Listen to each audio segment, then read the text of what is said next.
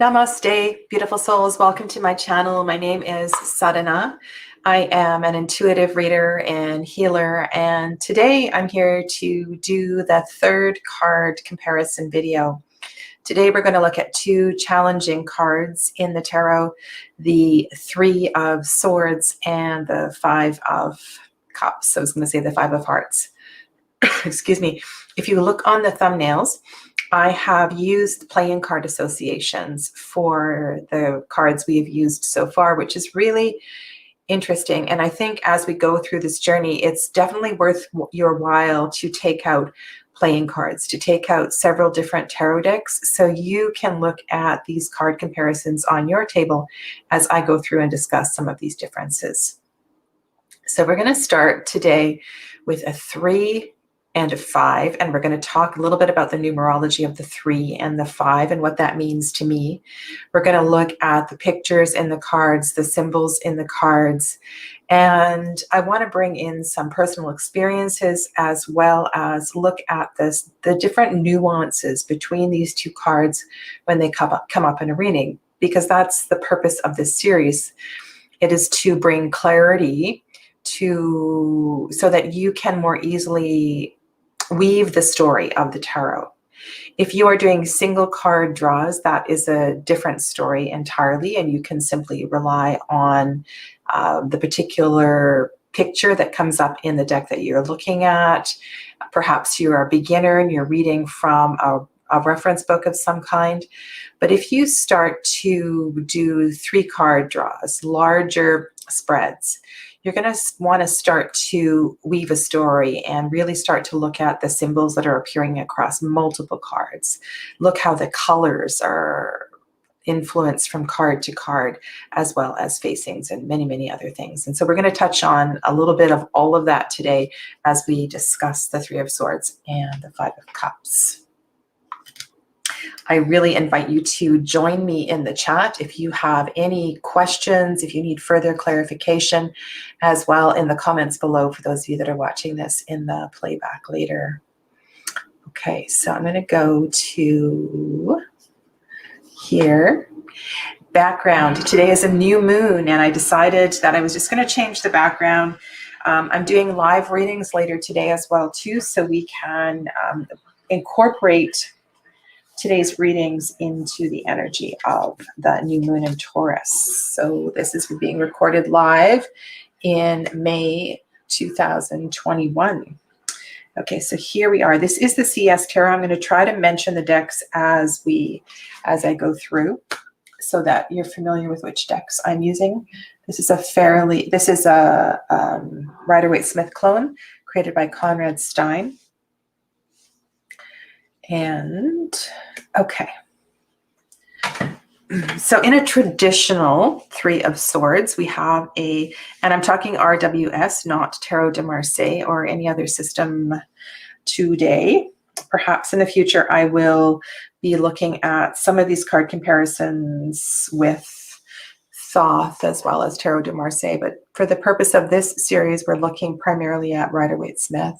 Hello there, Joseph and Anna Luisa. Welcome. Okay, so first thing that really comes to mind in the traditional deck that I see is the element of water. I've always been intrigued with the element of water as it arises in the sword cards. And the more decks that you start to collect, you're going to notice that some less traditional decks introduce a lot of water in the suit of swords. And there's many, many reasons for this, but there's something about that rain, the clouds, and the mood of the water in the background. It is not raining in the 5 of Cups. We traditionally have a gray sky, some kind of a darker energy. In the 5 of Cups, there is a foreground, there is a background.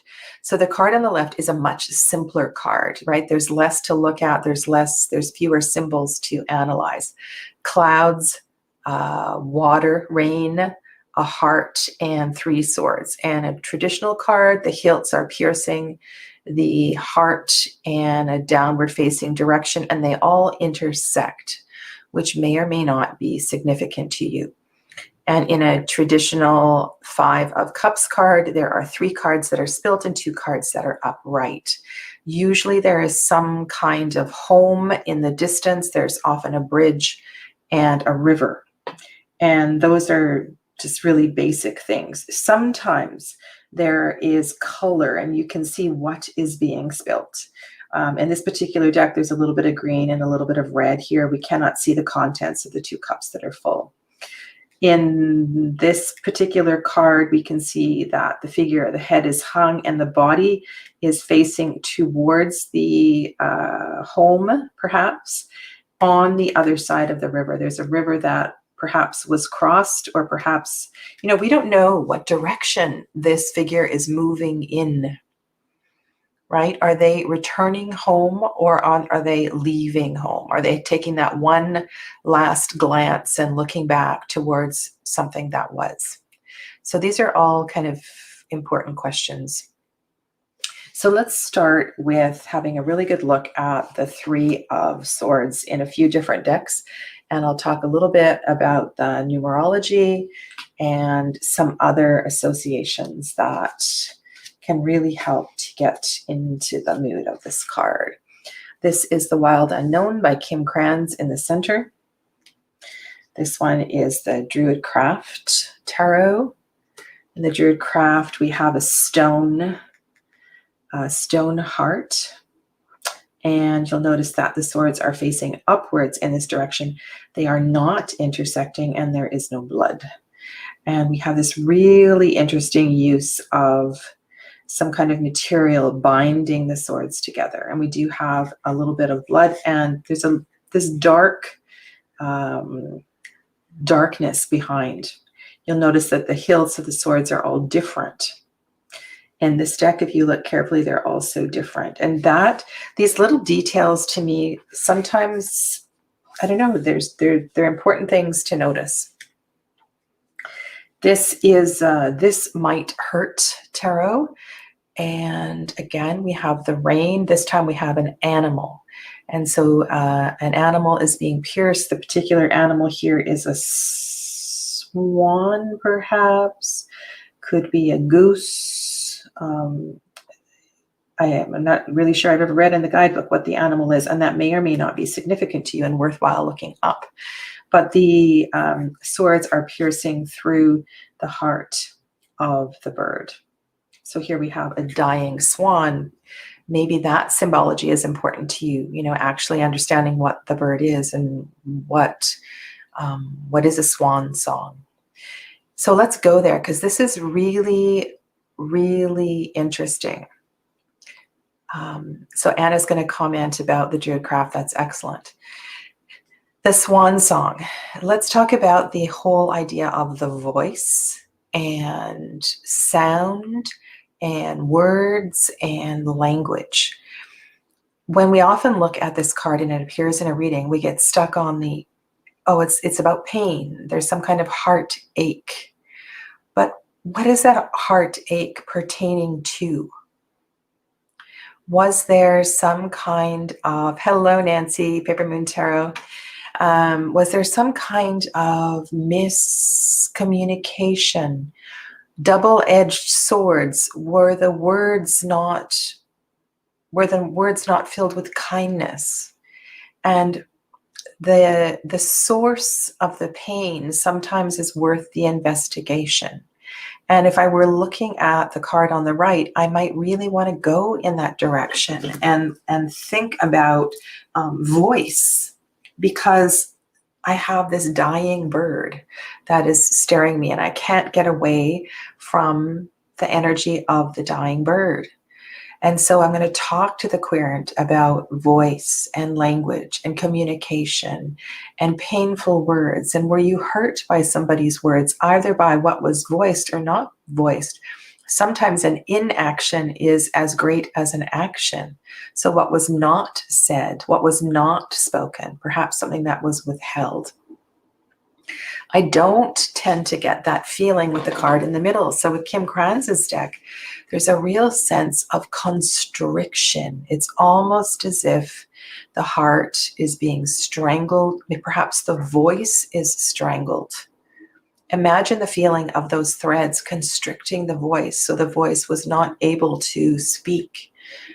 Sometimes in a relationship, when things are really, really difficult, there's a real sense of suppression, and that can be self-inflicted. It could be inflicted from another. So I get a real sense of that strangulation, suppression, and the color red is also connected to the blood. So this is connected to the space of the heart. Right. So the process of reading these cards is about, for me, talking it through. When I'm looking at the Three of Swords in the center on the screen, as I'm looking at you, I see this dark space behind the swords, and it's almost as if there's a door. There's a portal behind there. And if we can move through what is in the foreground, there's an opportunity to step through a door on the other side. And if you look at the Druid craft on the left as well too, I'm waiting for Anna to finish her sentence. Speaking from the heart in the Druid craft, hopefully she'll finish that sentence. I wonder I almost feel the same way, like there's a portal through that door. And I'm wondering if those swords somehow levitated and went into those little knots in the wood and opened that up, what would be revealed? The two cards that we're looking today are about pain. There is hurt. And one of the things that my teachers always said to me, my yoga teachers, different people that I worked with, is that suffering is optional. Suffering is optional. Pain is not. We all go through pain. Pain is a part of life. And in this card, I believe, and for most of them, there's a solution through this. So the first step, one, is we need to feel the pain. In these cards, you'll notice we do have the shape of an X. Right, so this is definitely piercing through. There is a central point. These create an X as well too. Sorry, this is not related to what I was saying. So when I see X's in a tarot card, I see them as some kind of a blockage. And I'm going to my healer side, so I'm also an intuitive healer. So when people experience pain in their body, there's definitely an energetic blockage.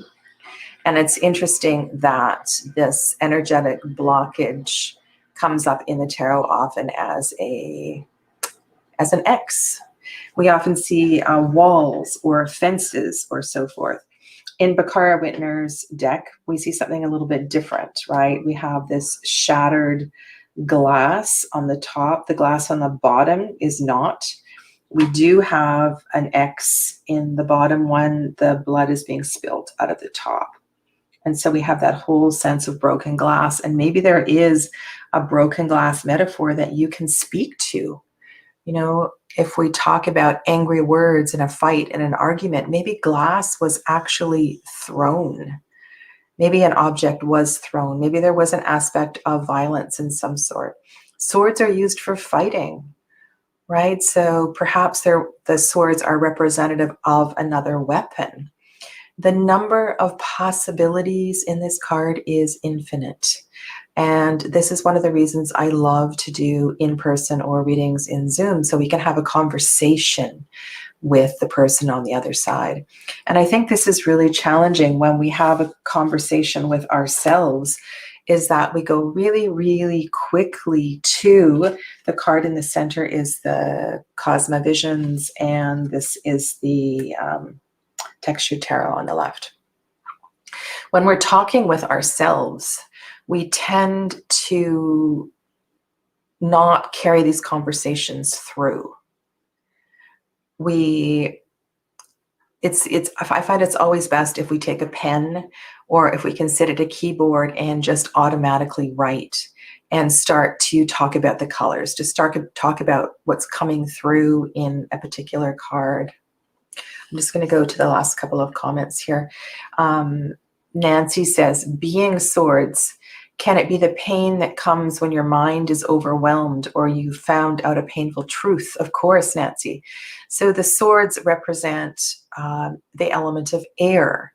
So anything that is connected to the element of air may be relevant. So it may be something from the mind, something that has been revealed, or a half-truth or a secret or a lie that is being realized.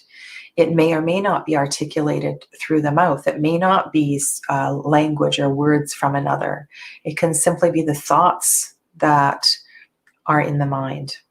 Okay, and let's go to Anna's comment, and I'll carry on here. I like the use of the images rather than the meaning. The Druidcraft feels more like putting your truths out there rather than suffering a blow or verbal aggression or heartache. Thank you. Thank you for that. Okay, so I want to go back to this whole idea of pain. Why does pain arise? Why does a headache arise? Why does heartache arise? So there's some kind of blockage of energy. And we all know what an excruciating headache feels like. And this can be from a number of things. It can be simply relieved sometimes by hydration. But more often than not, we need to sit with the pain and figure out what is the source of the pain in order to move through the pain. But in the two cards that we're looking at today, there is this aspect of hurt, this aspect of pain. And I would say in either card, the first step is to acknowledge it, to acknowledge whatever it is, to name it. To name it and say, I feel, or in the case perhaps in the mind, I'm thinking, or I'm reflecting, or my voice feels. And so to name whatever the pain is. The verb suffer. So I really, really believe as a healer that suffering is optional. We don't have to suffer. We don't need to suffer. We just acknowledge the pain. We sit in the pain, we sit with the emotion of the pain, and we allow the pain and to move through us. And there are many, many stages to grief. There's many, many stages to physical healing in the body. But the first step is to acknowledge it, not to suppress it, not to strangle it.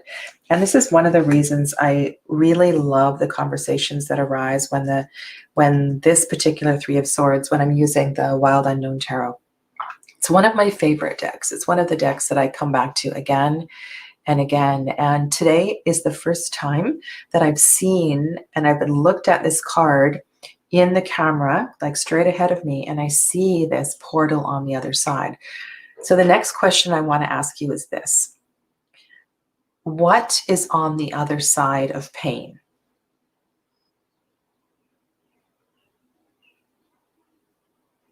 And there are innumerable words we could come up with. If we face the pain, if we name the pain, if we move through the pain, what is on the other side, of course, is healing, if we're talking about a physical pain, health and wellness, freedom from pain. If we're talking about the thought and the mind, we're talking about wisdom. So wisdom is on the other side of pain. Compassion. If we're focused on the energy of the heart space, which is a big part of this card in many, many decks, either through the color red or through an actual heart that is represented, we're talking about compassion. What is on the other side is compassion. So perhaps what is absent, or what was absent, was compassion. If the healing aspect of the heart is compassion, unconditional love, what was absent was the opposite of that, which was a part of the experience that created the Three of Swords in the first place. So these are really important conversations. The other really big medicine for this whole heartache thing is gratitude. So have you forgotten to acknowledge, to count your blessings? These are questions that I love to go through and ask myself when these challenging cards come up. And I rarely do single card pulls, and so these cards are almost always in relation to another card that appears. Okay, so the next thing, of course, is the 3. So the 3 is the first completion. We're talking about a trinity, a triad. So this is something greater than the Ace of Swords and the Two of Swords. Something is growing, something is building, right? And this is an important part of the conversation when there's other cards that are coming up, to look for other 3s. Is there a message in the 3 itself? Let's go back to the chat before I carry on here.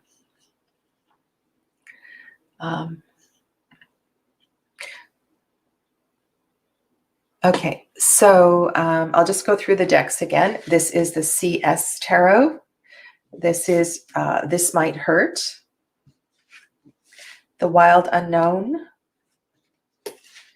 Druidcraft. This Might Hurt. Textured Tarot. Cosmovisions. And these are the only decks that I have out right now. How do you see the transition from the Two of Swords to the Three of Swords?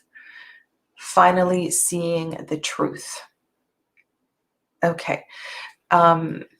If that sequence came up in a reading and there was a 2 and there was a 3, or we were moving something similar in a reading,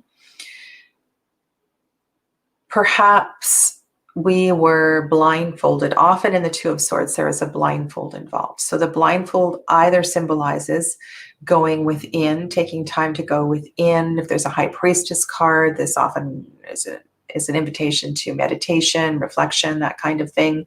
Sometimes blindfolds represent, being blind, not seeing, not paying attention. And just thinking about your question, Anna, I'm really feeling that is often the case with the Three of Swords. We weren't paying attention.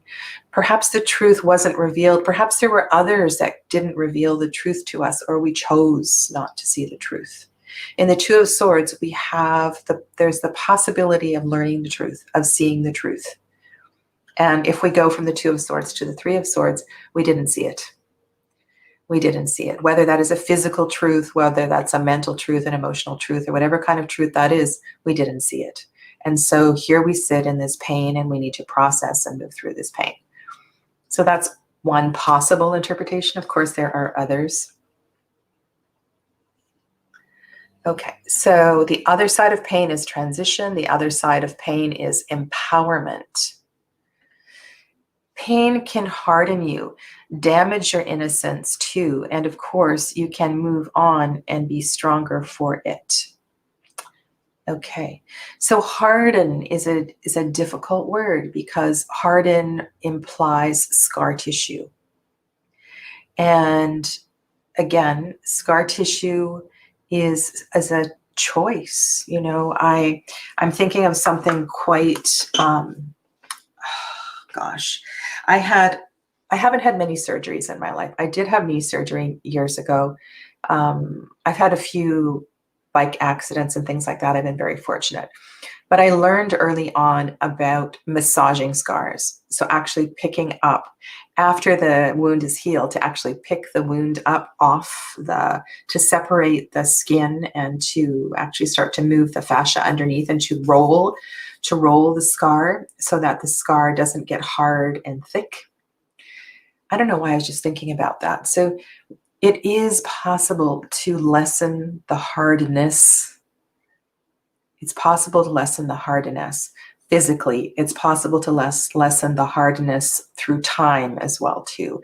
But yes, that time does create resilience. It's like the Dharma doll, the Daruma doll. Those Japanese or some in China, they have them too. The doll, you knock it over and it comes back up again. And each time it comes back up, it's a little stronger than the time it was before, but every single time it comes back up again.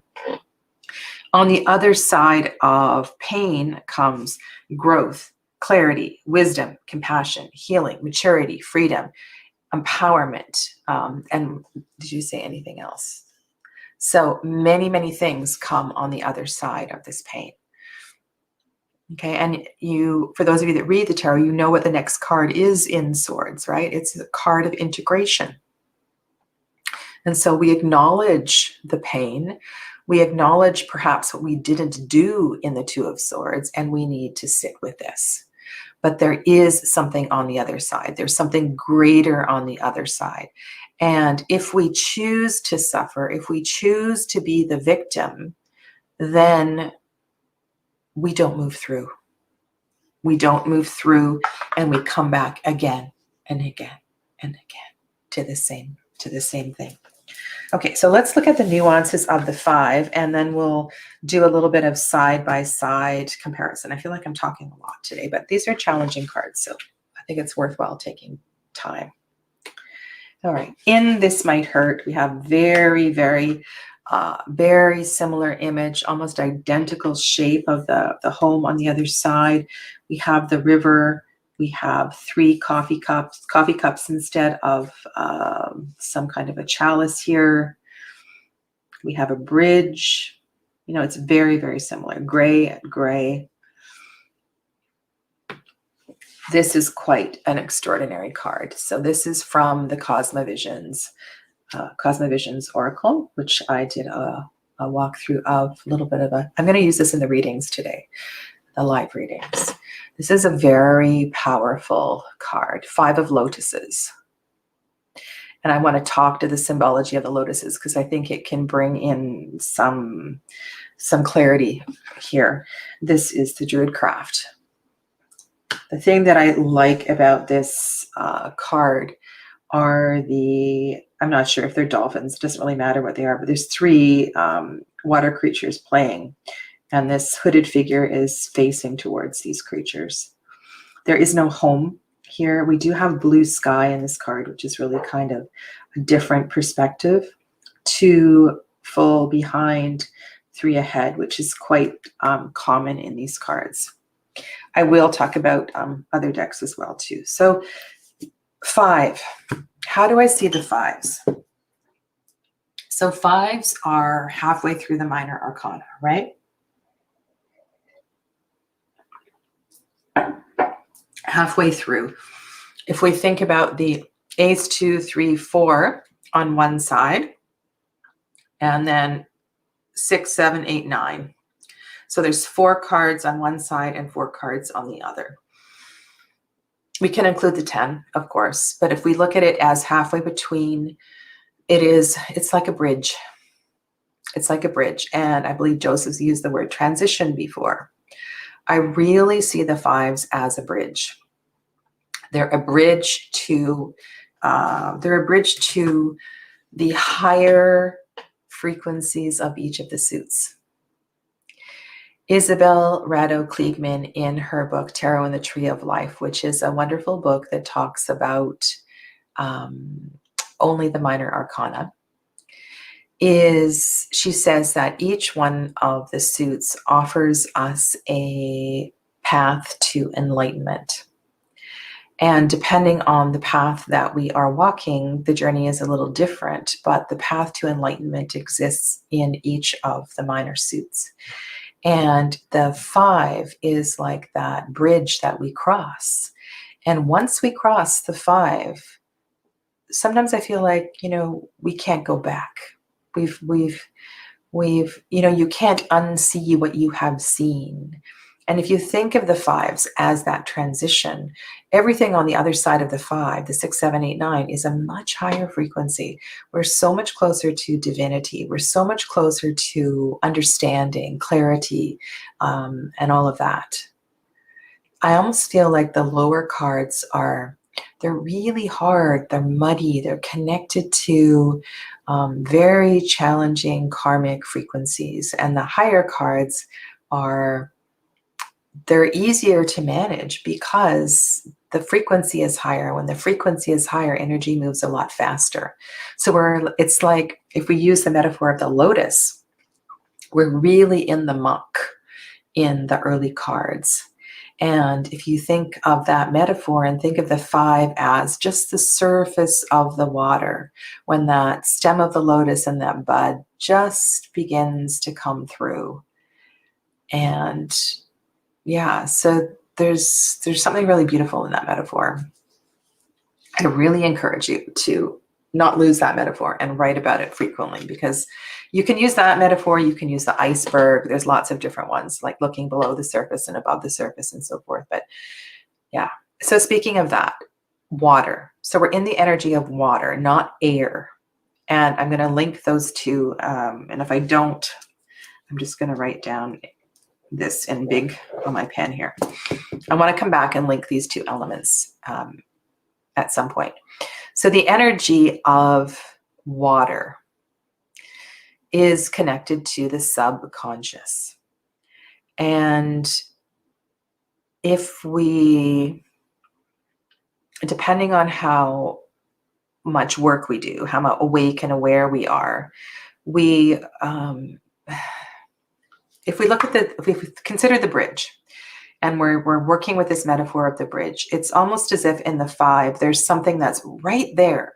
It's right there. It's transitioning from the subconscious up to the surface. It's like a samskara. It's like a pattern that we're so close to releasing.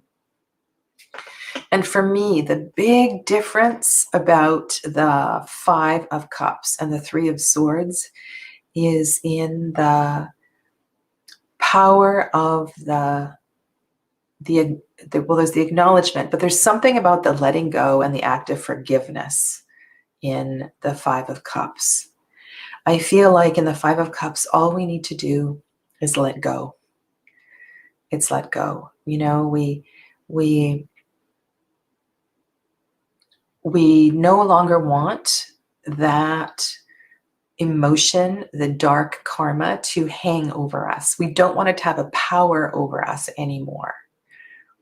There's a realization in the 5 of Cups that we don't have in the 3 of Swords, because we're moving on through the journey.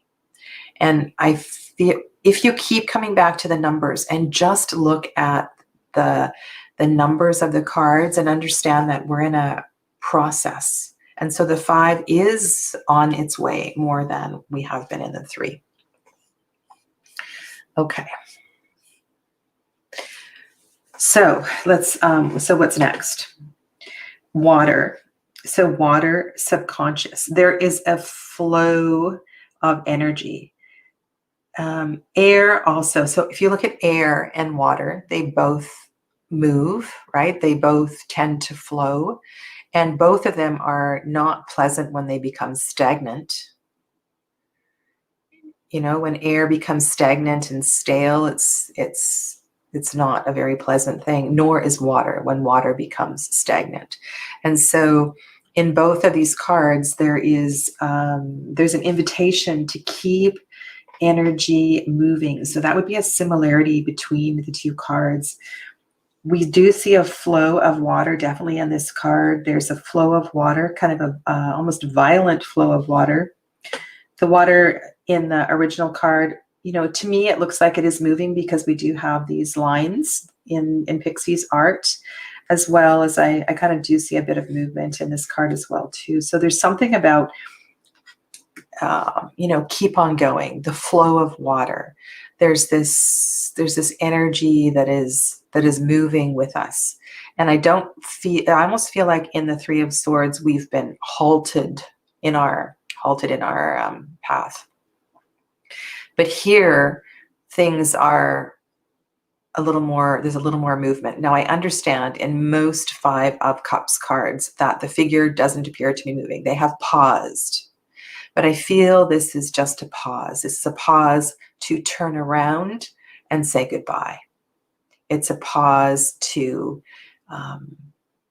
count your blessings and feel your heart and turn around and choose the 2 full cups and leave the 3 cups behind. Now, we will do in another video the difference between the 5 of cups and the 8 of cups.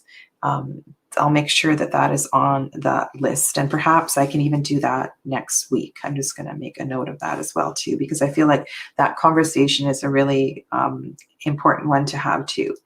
So 5 cups, 8 cups, and I know we've already done the 8 of cups, but this is it's a really interesting discussion to have.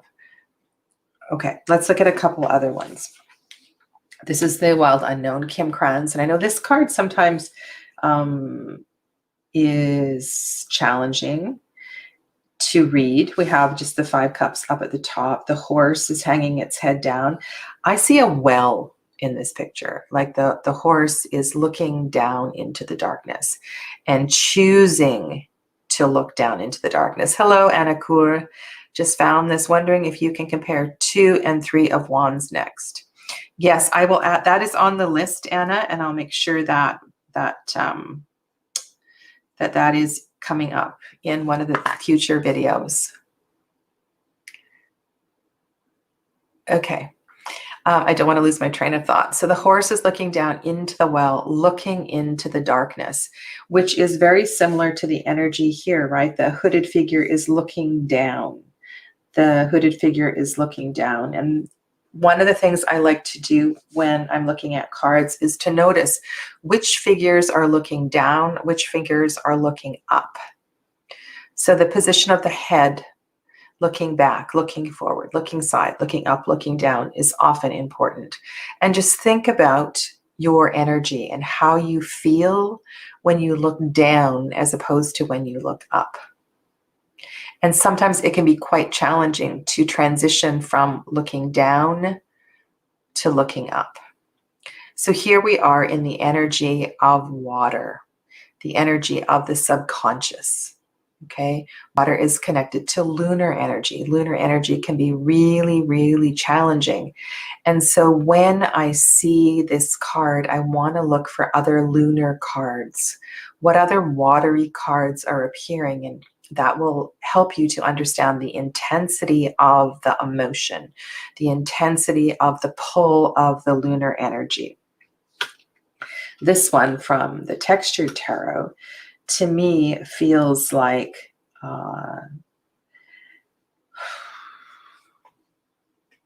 you know, it's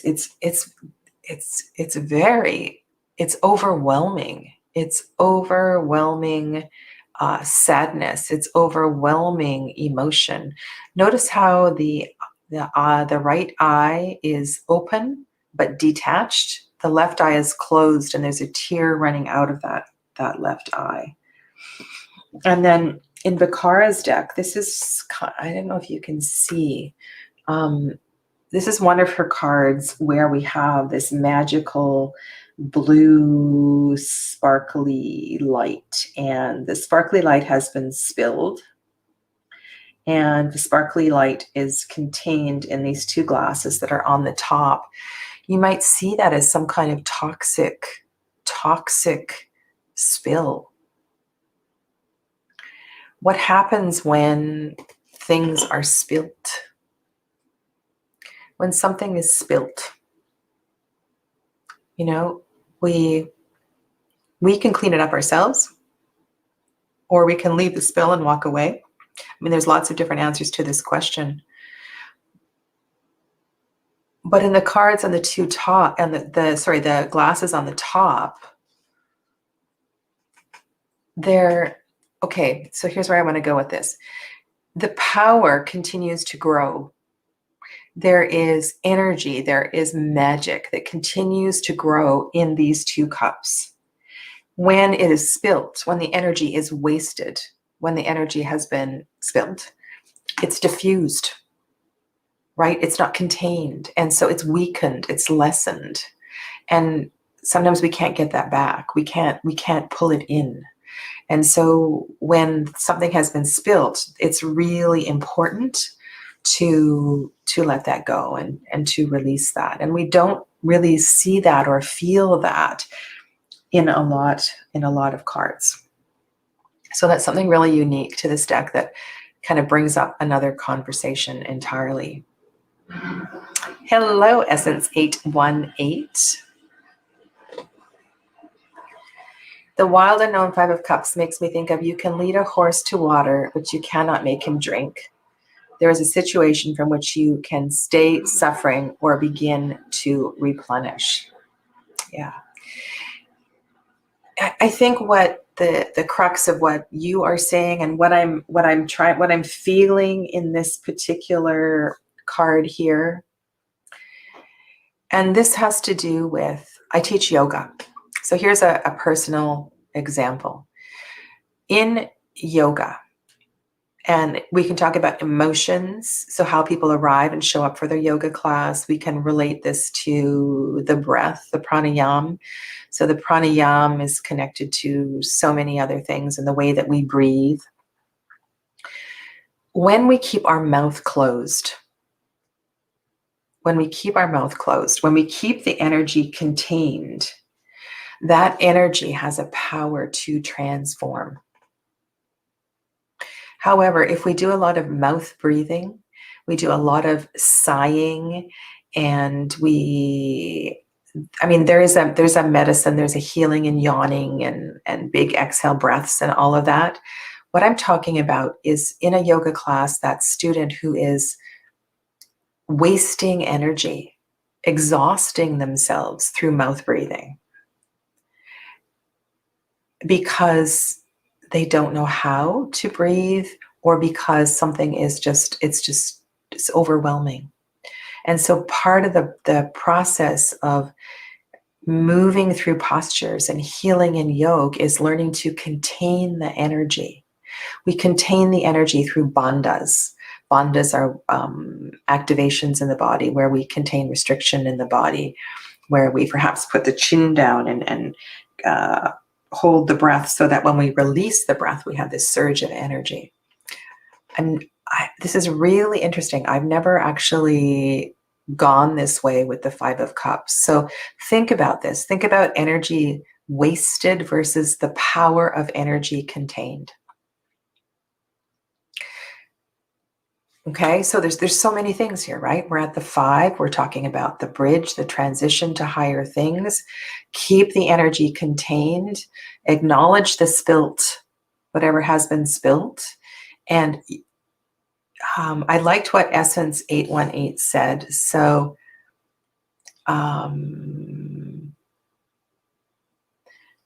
replenished. It was the word replenished that really got to me. So by using the contained energy, by focusing on the 2 cups, we can stand up and we can rebuild our strength. We can rebuild our strength. And also in the Druidcraft Tarot, I feel like that inspiration is also coming through the playfulness of these animals in the water. There's something about that as well too. Hi, bunny kisses.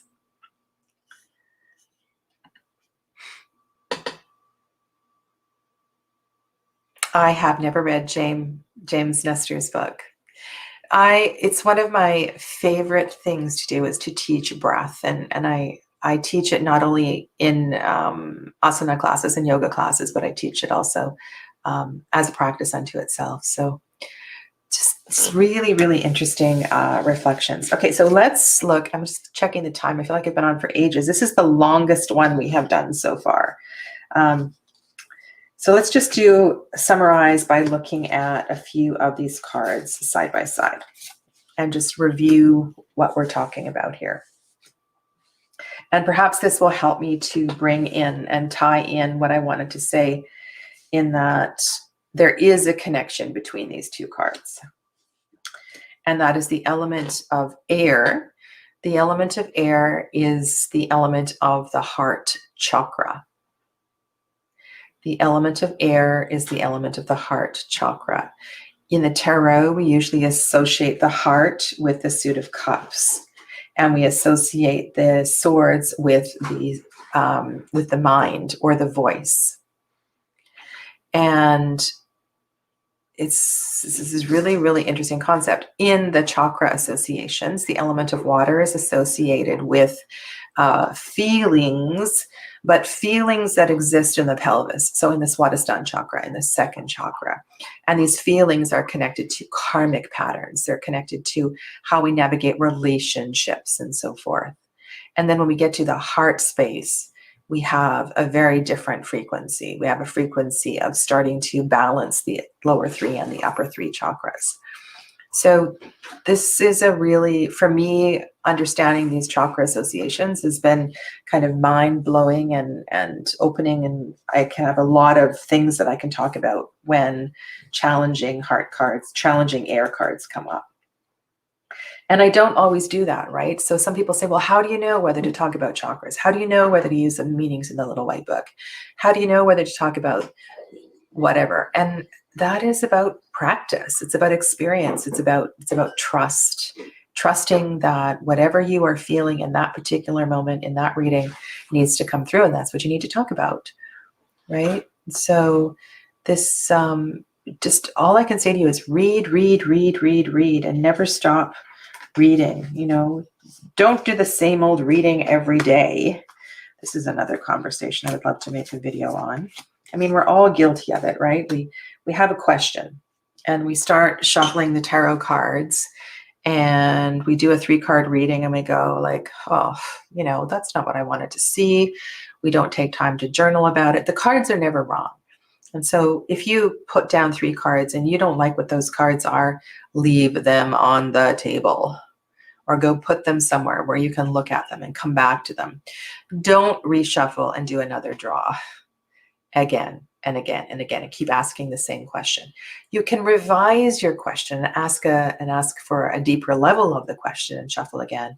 But the cards aren't wrong. We need to sit with the cards, sometimes for days, until finally we go, oh, really? That's what that's about? You know? So, okay, so let's look at this Druidcraft Tarot and what's going on here. I today am really kind of focused on this portal on the other side of the 3. This feels like, so the 3 is, remember I said the 3 is a completion, right? So it's a divinity. It's 3s are the Mother, Maiden, Crone, Father, Son, Holy Spirit. I mean, there's lots of the triple goddess symbol. There's so many divine connections to the number 3. And if we can sit with the number 3 and sit with the energy of the number 3, on the other side of the number 3 is a really beautiful transformation. And we want to look to the other 3s that are in the deck. And I think after today, I'm going to really start looking to the doors that are on the other side of the 3, because this is very cool. All right. I love it when I pick something new up. I was just looking for Kim's deck. For those of you that weren't here early on, I'm kind of seeing this as a path through. So this is the block. And if we can get through this claustrophobia, if we can unwind, if we can unpack this, that's another really good word. So maybe there's something to unpack. Maybe that's one of the differences, is that in the 3, we have something to unpack. Whereas in the 5, this is just a matter of stepping across the bridge and letting go, right? Let go. You can't hold on. But yeah, in the 3, there definitely is something to unpack. Okay, so that is a really big clue. Part of me doing this series too is I love this process, and this process is really important for you, whatever stage you're at with your readings, to help move through this. This is a frightening, horrific, like this is a really, really scary picture, right? And it's actually kind of terrifying. And so is this one here. I mean, this is a very personal story, but I've been with family members post attempting suicide, and the anguish of depression We can talk about depression as well too. There's other cards that come up to symbolize depression. The anguish of depression, or ooh, I just thought of something else. Oh my God, I have another idea for this card as well too. The anguish of depression is very, very real, and we need to be, that's what I was saying. You need to count the moon cards. You need to count the number of cup cards, because sometimes in a reading, when things are very, very challenging, the very best thing you can do is go see a counselor, or to suggest to the querent, take this information and then go sit with a professional, because sometimes we can guide, but unless you are a professional clinical psychologist or something, it can get really heavy. I don't want to yeah, that's kind of enough said there. But my little aha moment was, so for me, who is a clairaudient, I often sit with my hands over my ears and do a breath practice called Brahmari breath. Brahmari breath is a really nice way to dial down. It's a humming noise. You make the sound of the om, and you continue to do this. And it's very, very healing if you suffer from tinnitus. If you are not able to dial it down because the mind is going crazy. And here we have, this is the Five of Cups. This is the Five of Cups, and I'm coming up with this association with more airy kind of stuff. And I want to say to you that that's okay. It doesn't matter that this is the Five of Cups. What matters is that in this particular reading, I'm wondering if the client would benefit from learning how to do Brahmari breath. I'm wondering if the client suffers from tinnitus. And so there are lots of occasions where we need to let the meaning from the little white book, we need to just allow the artwork to come to the surface. And the other thing that I thought when I saw this crystal is that those high-pitched frequencies, that can just be really, really hard to get out of the head.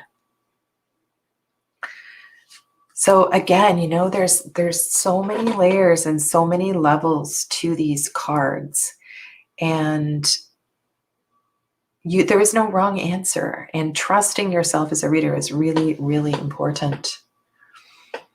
Okay. Let's go here. Yes, it is really, really evocative. I quite like that deck. Antoinette, hello. Would you do or advise the same for swords in a reading? The 3, 8, 9, say all coming up along, or maybe with the 8 of Cups. 3 of Swords, 8 of Swords, 9 of Swords. You mean to see a counselor? I'm assuming that's what you mean. I think that as a reader, it's important for me to have, over here in my little, I have a tray of all my cards here, to also have resources at my fingertips. Or if I'm working with people online, to have resources available. And if I'm doing a live chat, also sometimes there will be people in the live chat that will be able to suggest a resource or to suggest a book. And yeah, I think that's really important. It's important that we support each other in every way that we can. Particularly right now, I don't want to,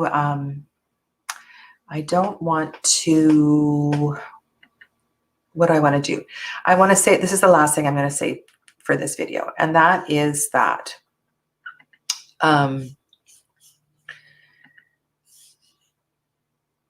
the day that I'm recording this, in 1 hour's time, is the energy of the new moon, the dark moon. And this was not planned, that I was doing these challenging cards with the energy of the dark moon. But this is also important when you're reading cards and you get challenging cards, is to look at the energy of the environment that you are in. Is there torrential rain outside? Is the querent comfortable with the external circumstances? How are the external circumstances influencing the querent? Be it the lunar energy, be it the climate, and so forth. These are all factors that can play into what is going on in the cards and in the reading. And I wonder, is there a global pandemic? Yes, all of these things are really, really important. And so when I'm teaching, so one of the courses that I teach, and there's a new set coming up. It's called Read With Me Series 2. It talks about tarot and timing. But the idea with that course, that class, is that we create a landscape. We create a background for the reading, so we understand what is the moon cycle. What is the energy, like the season? How does the influence of the season affect the cards that we're laying down? For me, tarot and timing is not so much about predictive reading, but understanding the natural cycles of life. Where are you at in your physical body, your maturation, your aging? Are you a youthful old person? Are you an old young person? Are you an old soul? Are you a new soul? Are you menstruating? Are you going through menopause? Are you terrified of new children that are coming, babies that are being born? Like, these are all really important factors to the background landscape of the cards that are being laid down. And so I can't emphasize that enough. So that's what that class is about. It's about predictive reading, but it's also about understanding the influences of the cycles of life and how the cycles of life affect the cards that are laid down on the table. Yeah. So I want to thank you for the extra suggestions today, and the 2 and 3 of Wands is already on the list. But I think next week I want to revisit the 5 of Cups, and for sure I'll do the 5 of Cups and the 8 of Cups. I might bring in another card as well too. So keep putting your suggestions in the comments below, and I plan to carry on with this series indefinitely. I really, really appreciate your input today. So thank you. Thank you. I am going to regroup now and set up for live readings, which start at 12 noon Pacific. And so I will see you all very soon. Be kind to one another. Namaste.